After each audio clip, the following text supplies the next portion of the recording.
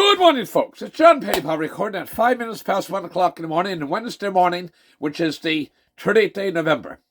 Title of today's video is Why I Love President Trump. Make America Great Again. Ronald Reagan, the saintly President Ronald Reagan. At first I thought he wasn't conservative for my taste, but he proved to be himself a great conservative man. He had three principles. He believed in Christianity. He believed in the power of anti-communism, the power of people. The communism was godless. And he believed in capitalism. Keep government small. Get out of the way of people, that people will do good. Again, he had three principles. Believed in number one, Christianity.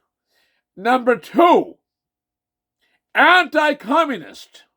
And number three, as we say in French, number three, capitalism. Keep government small. Let the people do their thing. That people will do good. The goodness, innate goodness of human beings. And Nurchenzer, who was the assistant to President, then Governor Ronald Reagan, California, back in the 60s, said in an interview one time in American Experience, I've read several books on President Reagan, Nurchenzer said that Ronald Reagan never changed in his three principles. And the three principles he stood for, and the country came to him. The same thing with President Trump. He believes in Make America Great Again.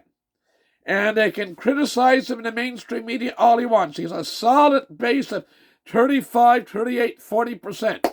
And other politicians would give anything to have that base. He's known and respected nationally, from American Samoa to Guam to Alaska to Key West, Florida to Deer Isle, Maine.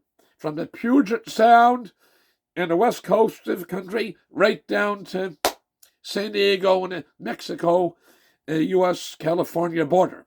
Now, same idea. You look at what's been happening in news the last 24, 36 hours. The world uses 100 million barrels of oil a day. The United States use probably about 20-some million barrels a day. Okay? He's allowing now, this is Sleepy Joe, just like with Ronald Reagan, country went through a difficult time when you had Jimmy Carter there, but then it was ready for President Ronald Reagan to come in November of 1980 and assume power in January of 1981 and two glorious terms. Now, Sleepy Joe is allowing Chevron to start to develop oil again in Venezuela.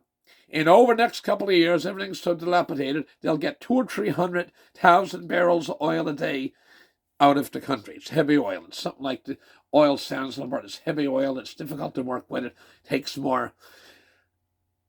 It's not like the stuff in Saudi Arabia, North Dakota, Newfoundland.